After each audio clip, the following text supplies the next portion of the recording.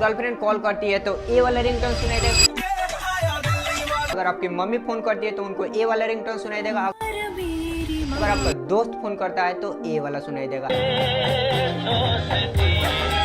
अपने अलग अलग कॉन्टेक्ट के लिए अलग अलग रिंगटोन सेट कर सकते हो। चलो बताता हूँ बिना किसी बकवास के। उससे पहले रील को लाइक शेयर करके मुझे फॉलो करो। सिंपली जिसके कॉन्टेक्ट पे रिंगटोन सेट करना है उनका ओपन कॉन्टेक्ट कर लेना है, फिर नीचे स्क्रॉल करना है, कॉल रिंगटोन पे क्लिक करके इस वाले सेक्शन पे क्लिक करके यहाँ से म्यूजिक सेट कर देना। अब आपका काम हो गया।